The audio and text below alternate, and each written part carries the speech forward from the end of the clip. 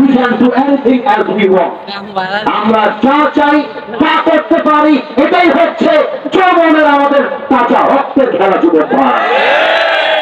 এতক্ষণ 1 ঘন্টা পর দেখলাম একজন যুবক পালায় পালায় যাচ্ছিল, আমার চোখে পড়ে গেছে। আর খবরদার, আমি আর অল্প সময় ওয়াচ করব।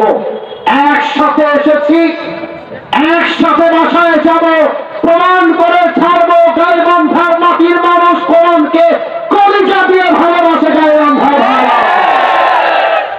আপনারা জানেন গাইবান্ধায় কয়েকদিন আগে আমার মাহফিল আগে একটা মাহফিল ছিল বগুড়ায়। এক নেতা আমাকে স্টেজে বাধা দিয়েছিল জাস্ট একটা কথা বলার জন্য। আমি বলেছিলাম, বাংলার মানুষ যদি কোরআনকে ভালোবাসে, আগামী পার্লামেন্ট চলবে আল্লাহর কোরআন। এই কথা বলার পরে তার গায়ের মধ্যে কেমন যেন কাঁটা লেগে গেল। কাঁটা। সে আমাকে right, your right, your absolutely 100% right. বাম থেকে আমাকে চিৎকার দিয়ে বলতেছে রাজনৈতিক বক্তব্য এখানে দেওয়া যাবে না। আমি বললাম, রাজনৈতিক বক্তব্য কেমন করে হয়? আল্লাহর জমিন চলবে আল্লাহর কোরআন দিয়ে, এটা রাজনৈতিক বক্তব্য হয়? এটা 18 কোটি মুসলমানদের কই যেতাম যুবক ভাই। আপনি আমার কথা বুঝবেন, আমি কোন আবেগী মুসলমান নই, আমার সেন্স আছে। কোথায় কি বলতে হবে, কতটুকু বলতে হবে, এটা বুঝেই মাহফিলে এসেছি।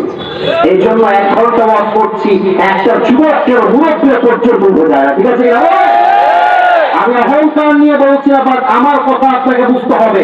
শুনে রাখেন, আবার কবে আসবো দেখা হবে একমাত্র আল্লাহ ছাড়া কেউ জানা। হতে পারে আজকে আমার মৃত্যু হতে পারে। বা একটা কথা বলে দিয়ে যায়, কোন নেতা যদি স্টেজে এসে বলে আল্লাহ কোরআন দিয়ে দেশ চলবে, এটা রাজনৈতিক বক্তব্য, এই বক্তার ওয়াজ মানি না, ওই নেতাকে জুতার পিটা দিয়ে দিতে না মানি।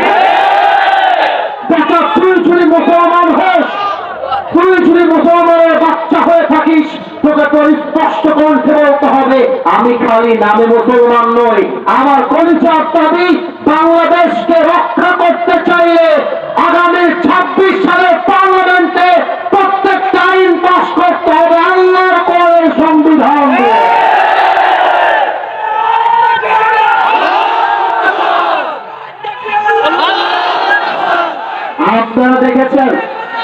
আপনারা দেখেছেন গতকালকে ওসমান